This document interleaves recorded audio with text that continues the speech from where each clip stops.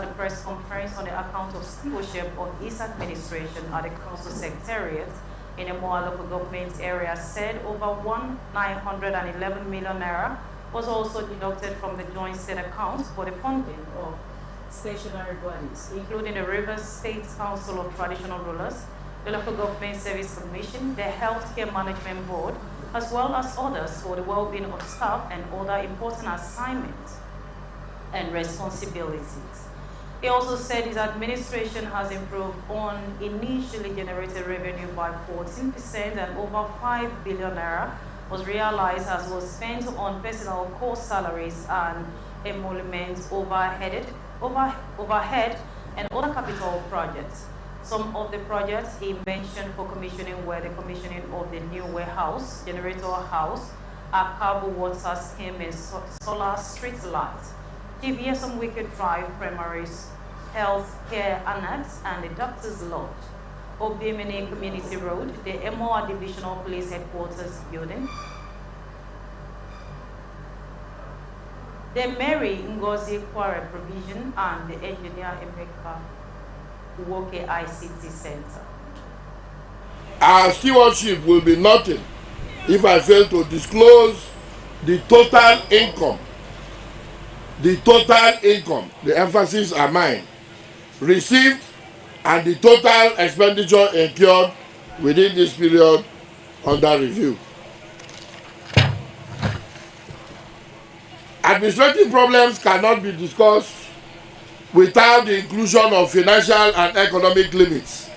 Here in Emoa local government under my watch, the total revenue received from the Federation account is a total of 6,551,830,985 naira 19 kobo only. The total revenue received from the Federation account, I take that again,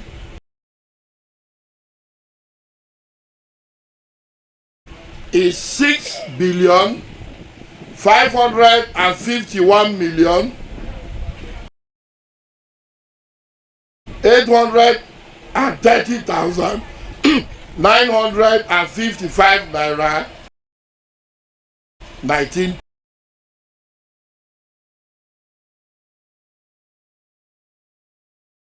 kobo.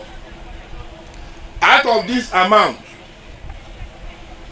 the sum of 911,42,571 naira was deducted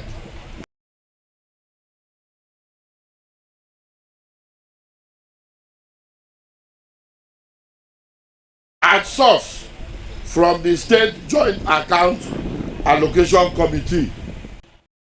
The Executive Chairman of Emoa Council, Chidi Lloyd, further commended the council lawmakers for giving him the needed support on budget stringency and recommendation, stressing that it would have not been possible without them and other notable stakeholders, including His Royal Majesty, Sir Ona Sergeant Chidi Owose, Engineer Emeka Woke, Eze Paul Oka Wondi, as well as other security operatives for fulfilling his campaign promises. I want to thank the security chiefs,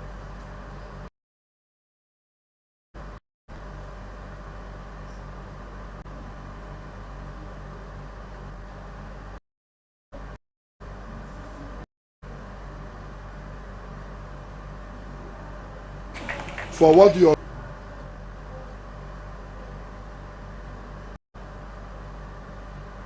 doing in this local government. It is still work in progress. It is not over yet. I do know that we may not be able to totally stamp out criminality because it's as old as creation, but we can mitigate it to a reasonable level. I want to thank CSP Tony Ofuna. CSP Ofuna was the DPO Muji before he retired. Immediately, because we couldn't dispense with his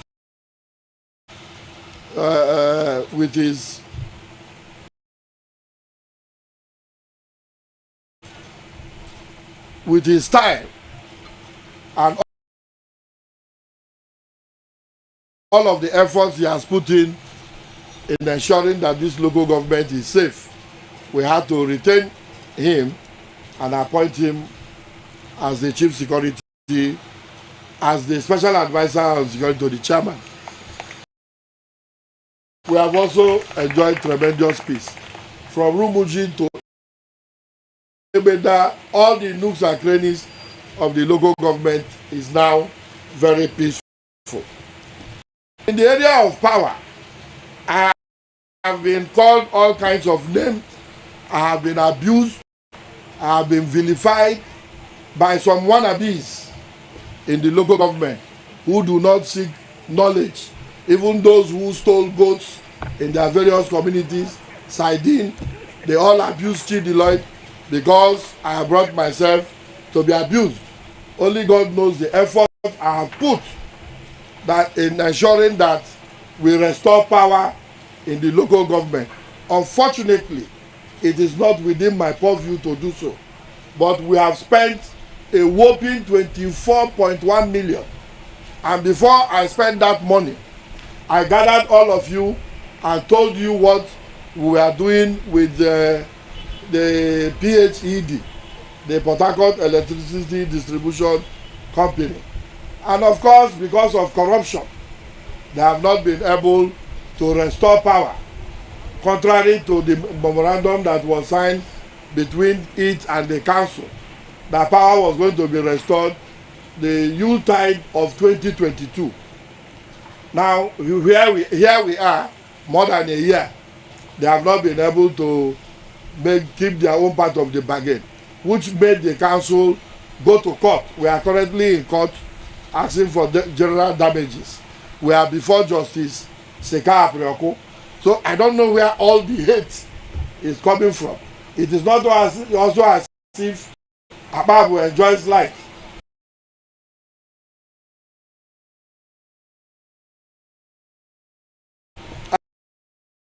In darkness. But that is what leaders see. Our eyes will continue to be on the ball. We will look for other strategies on how to restore power in order to grow the microeconomy of the local government. The owner new MOR, the 13th, the paramount ruler of MOR Kingdom and chairman, River State Council of Traditional Rulers, His Royal Majesty Sir Ona Sergeant Chidi Owose said he will continue to encourage development in the council area and commended Chidi Lloyd for attracting developments to the council, adding that his administration has put a smile on the faces of the people compared to other council leaders who would not deliver dividend of democracy to the people in the area while assuring him of second term in office. When this project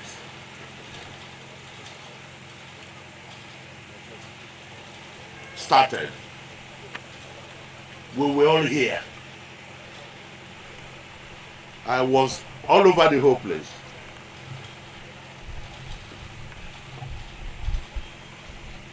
We are here seeing you turning the entire local government area to a working environment. And I like the way you have closed your ears. Because if you open all your ears, you will hear things that will not allow you to perform.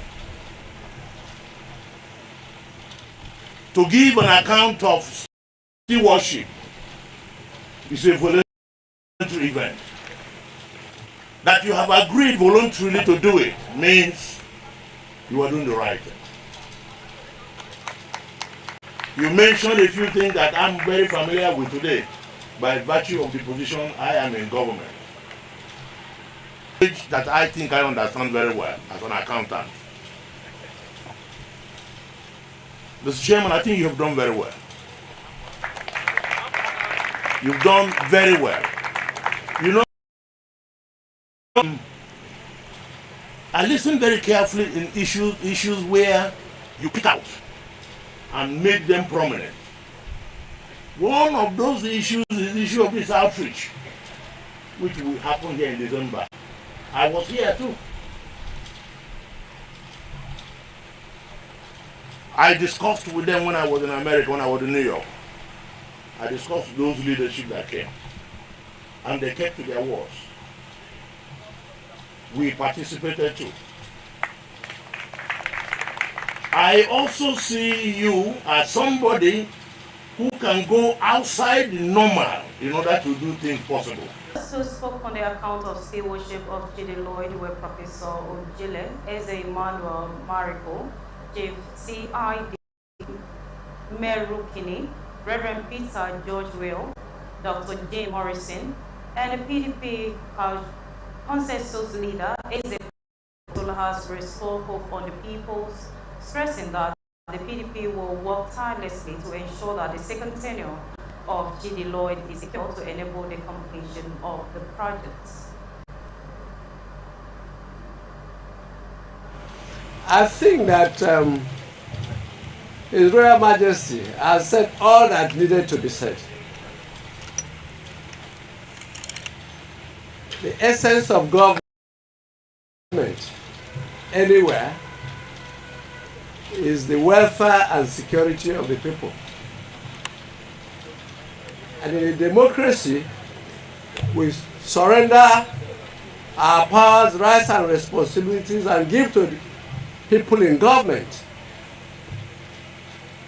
And it is required, even if it's not expressly compulsory, that from time to time they should come and give stewardship of what they have done with the rights, the powers they have given them, the resources of the people that they are looking after.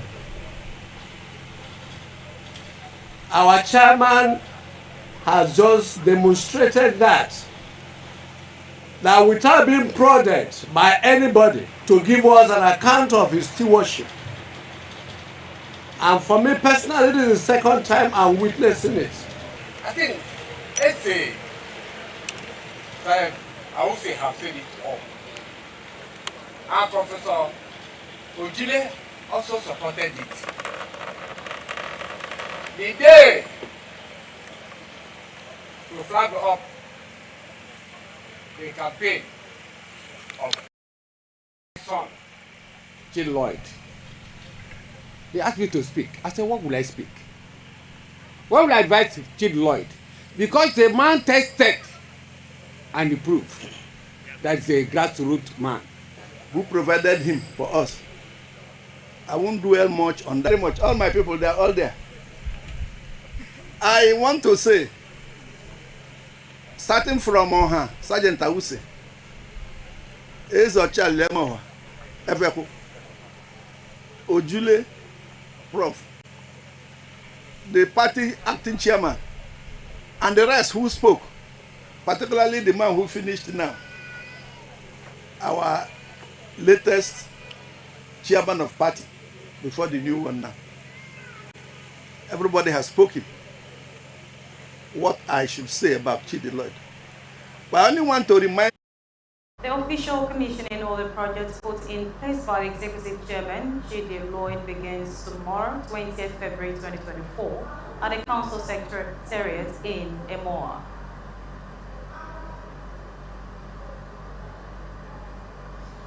Federal government has commenced installation of on the e-gates facilities at the Nnamdi Azikiwe International Airport located in the Federal Capital Territory, Abuja.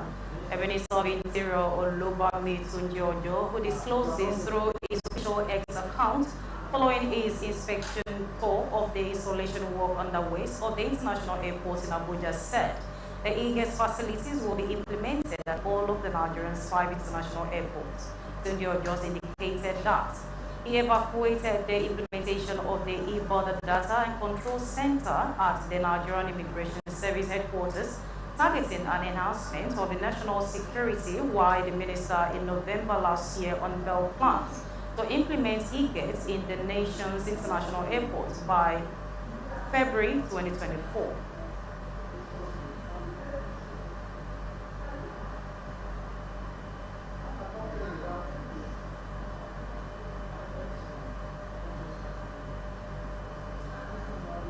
Still ahead, international tidbits.